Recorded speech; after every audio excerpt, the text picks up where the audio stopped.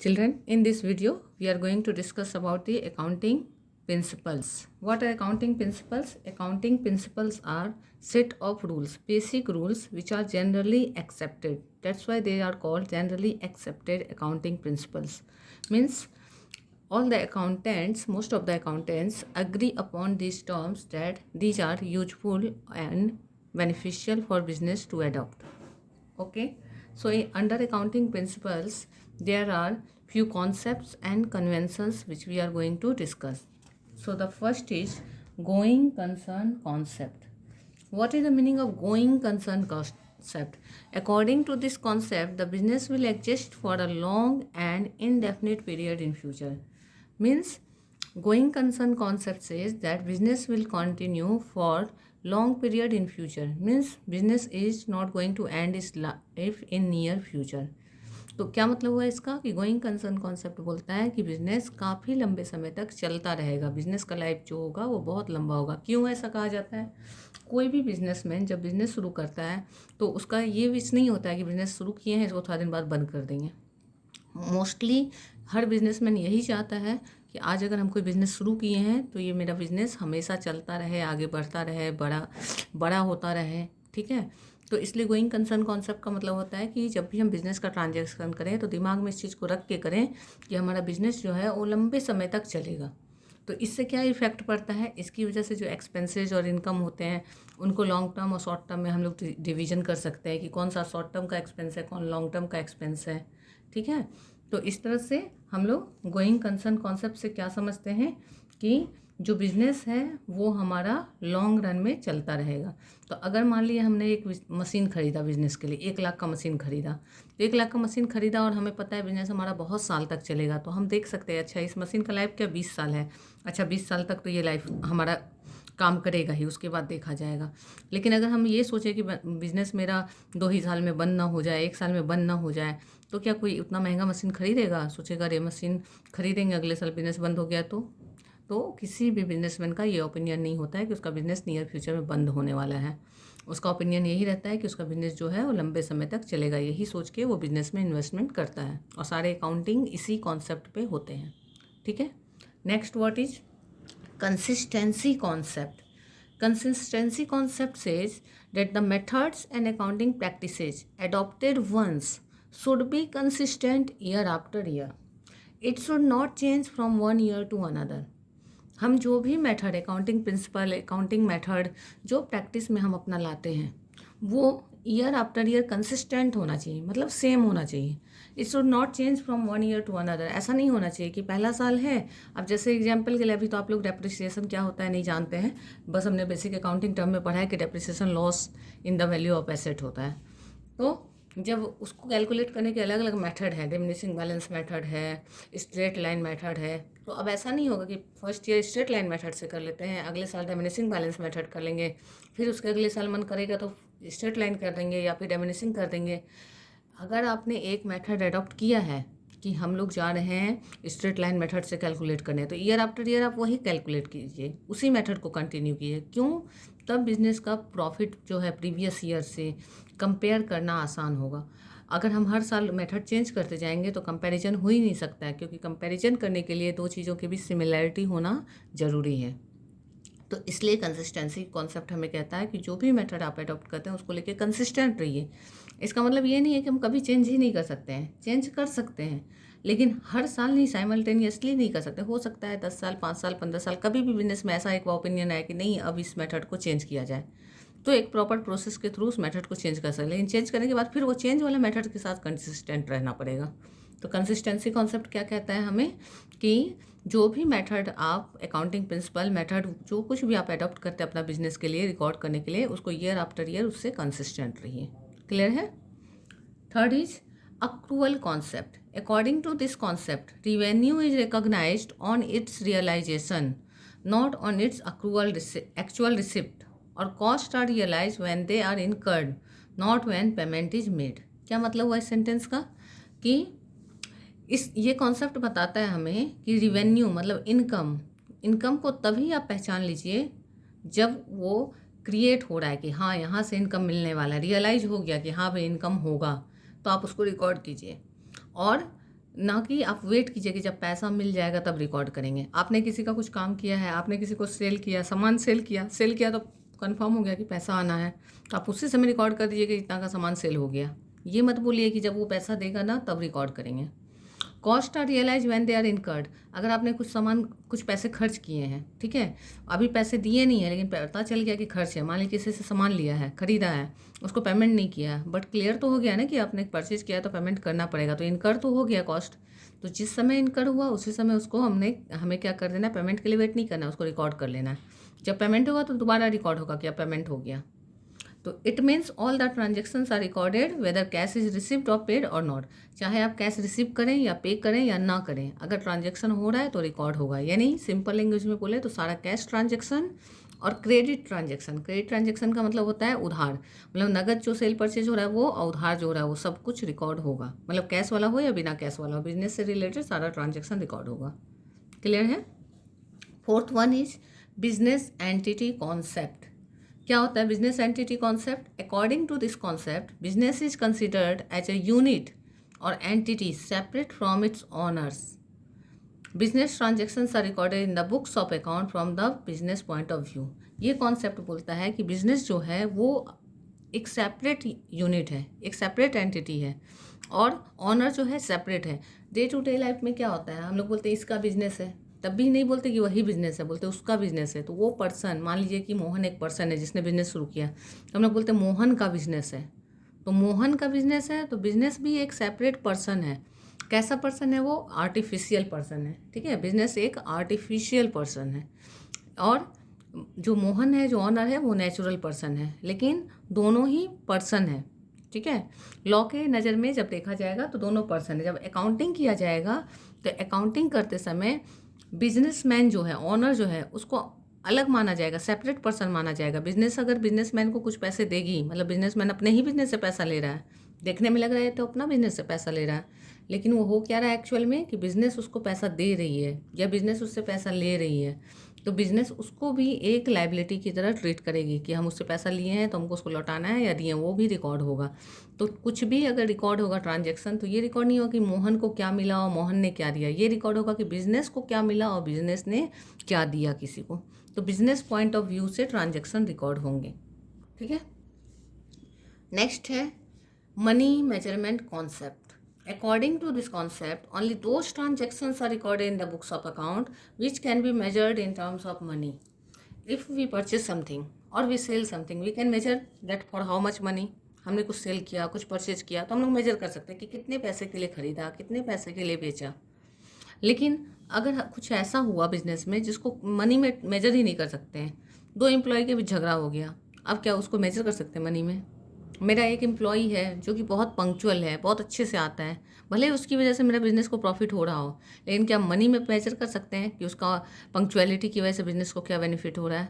तो जो चीज़ को मनी के टर्म में मेजर नहीं कर सकते हैं उसको रिकॉर्ड नहीं करना है, सिर्फ उसी को रिकॉर्ड करना है जिसको मनी के टर्म में हम मेजर कर सकते हैं। मतलब सिंपली क्वांटिटेटिव डेटा को रिकॉर्ड करना है, क्वालिटेटिव डेटा को रिकॉर्ड नहीं करना है, ठीक है। नेक्स्ट है accounting period concept. According to this concept, the life of business is divided into different periods to know the financial status of the business. Generally, 12-month period is taken as accounting period from 1st April to 31st March, which is also known as financial year. Okay, so accounting period concept is elaboration of going concern concept. Going concern concept says that business will continue for long period in life. If business will continue for a long period in life and businessman thinks that after the business is wound up, that time I will get to know the profit, then who will wait so long? What will be the use of that profit? अगर एक businessman ऐसा सोचे कि अरे मेरा business लंबे समय तक चलेगा ना, तो जब बिजनेस मेरा बंद होगा तब पता करेंगे कितना प्रॉफिट हुआ, कि अच्छा हम 50,000 रुपया से बिजनेस शुरू किए थे और आज जब मेरा बिजनेस को हम सेल कर रहे हैं तो हमको तो 1 करोड़ मिल रहा है, तो मेरा इतना प्रॉफिट हो गया, ठीक है। तो क्या उतना लंबा हो सकता है, तब तक 2-3 जनरेशन पार हो जाए, वो प्रॉफिट जानने का कोई बेनिफिट होगा? वो एक्चुअल प्रॉफिट वही है, लेकिन वो जानने से बिजनेस को कोई फ़ायदा नहीं मिलेगा।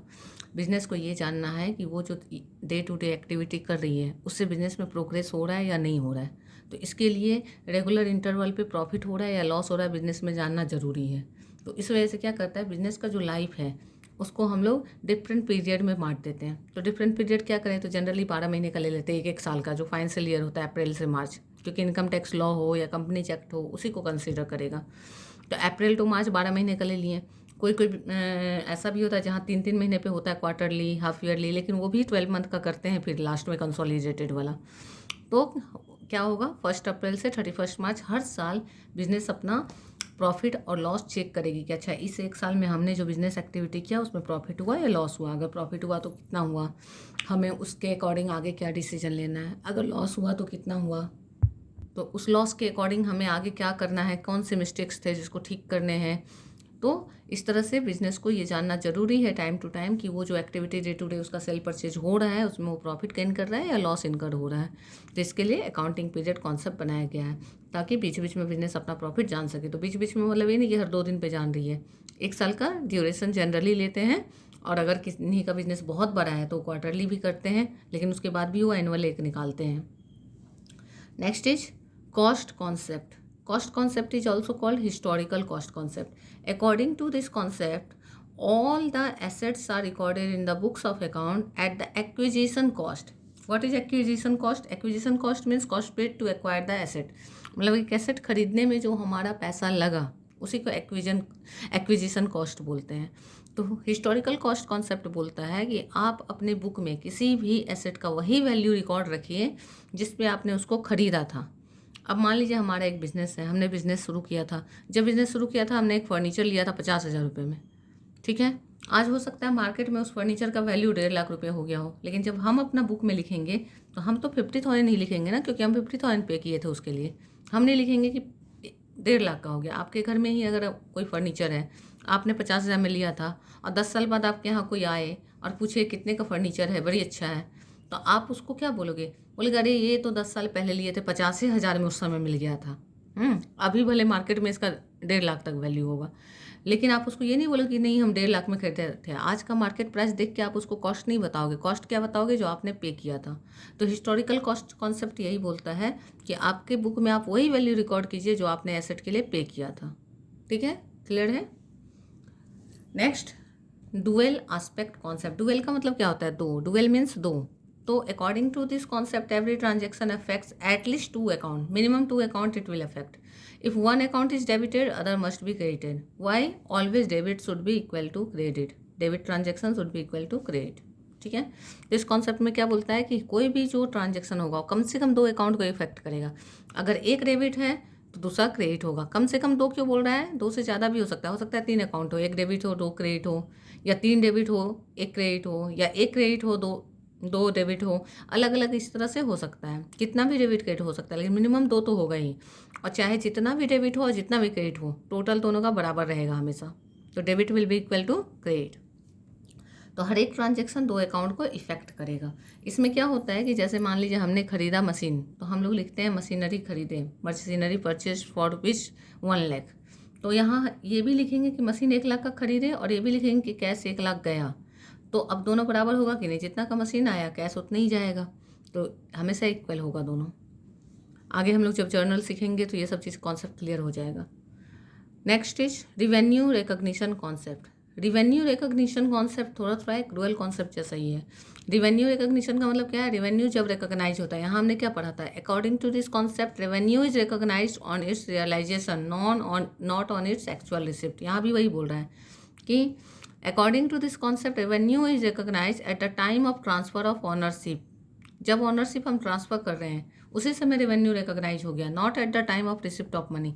कब रेवेन्यू को रिकॉग्नाइज माने ये बता रहा है। ये बता रहा है कि जब रेवेन्यू रिकॉग्नाइज हो जाए रिकॉर्ड कर दीजिए। और ये बता रहा है कि रेवेन्यू कब रिकॉग्नाइज होगा? जब ऑनरशिप ट्रांसफर होगा। जब हम लोग कोई चीज़ को बोलते हैं इसको हमने सेल कर दिया, इसको हमने परचेज कर दिया, एक्चुअल में वो सेल परचेज नहीं होता है। क्या होता है? वो होता है ट्रांसफ़र ऑफ ऑनरशिप। हम लोग ऑनरशिप ट्रांसफ़र करते हैं किसी को, तो ऑनरशिप ट्रांसफ़र कर देते हैं। तो जब ऑनरशिप ट्रांसफ़र कर दिए, हमने अपना कोई सामान किसी को दे दिया, किसी के नाम कर दिया, तो भले उसने अभी पैसे नहीं दिए लेकिन फिक्स हो गया ना कि ये मिलेगा, तो रेवेन्यू उसी समय रिकॉग्नाइज हो गया, उसी समय वो रिकॉर्ड होना चाहिए। ठीक है, next is matching concept. According to this concept it is necessary to match revenue with expense of that period. Matching concept क्या बोलता है कि जैसे आपने accounting period concept, every concept is related to each other. Match हमारा जो accounting period concept है वो बोलता है कि 12 मंथ का पीरियड का प्रॉफिट या लॉस निकालिए। तो एक बिजनेस को अपना प्रॉफिट या लॉस कैसे पता चलेगा? वो देखेगा कि 12 महीने में मैंने कितने खर्च किए और 12 महीने में मेरा कितना इनकम हुआ। तो जो खर्च और इनकम होगा उसको कंपेयर करेगा। अगर इनकम ज़्यादा हुआ होगा तो प्रॉफिट है, अगर एक्सपेंस ज़्यादा हुआ होगा तो लॉस होगा। तो उन दोनों का जो डिफरेंस होगा वही प्रॉफिट या लॉस है। तो अगर इनकम ज़्यादा है और एक्सपेंस कम है तो प्रॉफिट होगा। तो एक्सपेंस के साइड में क्या करेगा, जितना कम है उतना लिख देगा कि प्रॉफिट इतना है, तो अब दोनों बराबर हो जाएगा ना। जो डिफरेंस था तो प्रॉफिट बन के वहाँ लिखा गया। अगर एक्सपेंस ज़्यादा है तो इनकम कम है, तो जिधर कम है इधर लॉस करके लिखा जाएगा कि इतना लॉस है, तो फिर दोनों साइड बराबर हो जाएगा, मतलब मैच हो गया। मैचिंग कॉन्सेप्ट बोलता है कि सारा एक्सपेंस और इनकम को आपस में मैच करना है और कंपैरिजन करके पता करना है कि प्रॉफिट हो रहा है या लॉस हो रहा है। ठीक है, नेट प्रॉफिट हो रहा है या नेट लॉस हो रहा है। क्लियर है? Next is objectivity concept. क्या है objectivity concept? According to this concept all the transactions should be recorded in an objective manner. क्या मतलब होता है ऑब्जेक्टिव मैनर का? Free from personal bias. किसका? ईदर ऑफ द मैनेजमेंट और द ऑनर। बोल रहा है कि आप जब कोई ट्रांजेक्शन को रिकॉर्ड करते हैं तो ऑब्जेक्टिव होकर रिकॉर्ड कीजिए।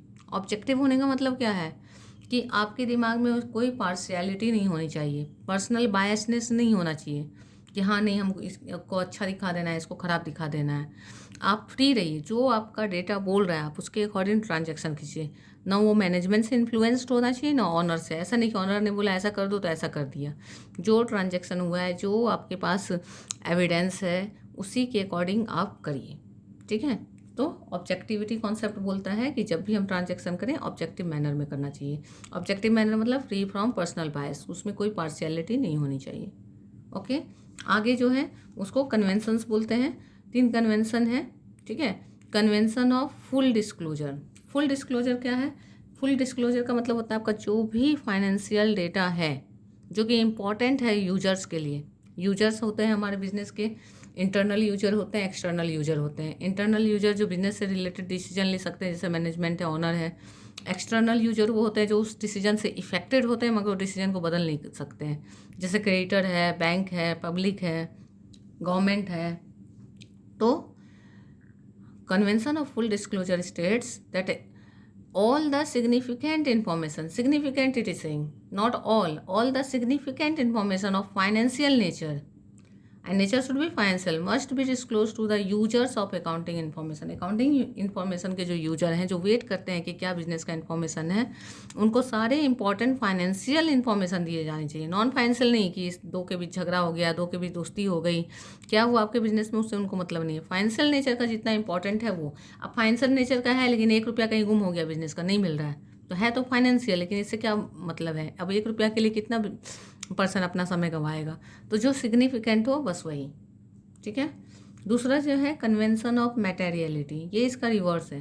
Convention of materiality states that items having insignificant effect और being irrelevant to the user need not to be disclose. यहाँ तो बोल दिया फुल डिस्क्लोज कीजिए, अब यहाँ बोल रहा है कि वही यहीं बोला था कि सिग्निफिकेंट को ही डिस्क्लोज कीजिए, मगर फिर भी कुछ लोग अगर सोचे नहीं सब करना है तो एक दूसरा कन्वेंशन दिया गया कि सिर्फ उसको एकदम डिस्क्लोज मत कीजिए जो इररेलेवेंट है। अब 2 एम्प्लॉय के बीच झगड़ा हो गया है, उसको डिस्क्लोज करने की ज़रूरत नहीं है, उससे किसी को मतलब नहीं है। ठीक है, इतना ही नहीं, बहुत बड़ा बिजनेसमैन है, बहुत बड़ा है, मान लीजिए कि रिलायंस जियो है, टाटा स्टील है, और 100 रुपये का उनका कोई सामान कहीं मिस हो गया है, तो अब उसको दिखाने की ज़रूरत नहीं है। जितना देर में वो 100 रुपये के लिए ट्रांजेक्शन करेगा, सर्च करेगा, मैच करेगा, उतने देर में वो कितना कमा लेंगे। ठीक है, नेक्स्ट क्या है? कन्वेंशन ऑफ कंजर्वेटिज्म और प्रूडेंस। इसको प्रूडेंस कॉन्सेप्ट भी बोलते हैं। ये क्या बोलता है? ये बहुत इंपॉर्टेंट है, बच्चे कई बार भूल जाते हैं। According to this convention all the anticipated losses should be recorded in the books of account but all the anticipated gain should be ignore till they are receive. मतलब ये कॉन्सेप्ट क्या बोलता है? ये बोलता है आप सेफर जोन में रहिए। अगर आपका कोई एंटिसिपेटेड लॉस है, मतलब लॉस होने का आपको आशंका है, तो उसको रिकॉर्ड कर लीजिए। अगर आपको चांस लग रहा है कि लॉस होना है तो आप उसको रिकॉर्ड करिए, उसके लिए प्रोविजन कीजिए, तैयार रहिए, प्रिपेयर रहिए। But all the anticipated gain, अगर आपको कोई गेन होने का चांस लग रहा है तो उसको इग्नोर कीजिए टिल दे आर रिसीव, जब तक मिल ना जाए। मतलब अगर लॉस है इमीडिएटली रिकॉर्ड कर लीजिए, लेकिन अगर गेन है तो उसको आने का वेट कीजिए। यही इस कॉन्सेप्ट का है। ये सारे अकाउंटिंग प्रिंसिपल है जिसके बेसिस पे हम लोग ट्रांजेक्शन्स करते हैं। ठीक है, बहुत सिंपल तरीके से मैंने बताने का कोशिश किया है। Let me know whether it is helpful to you और नॉट। Thank you.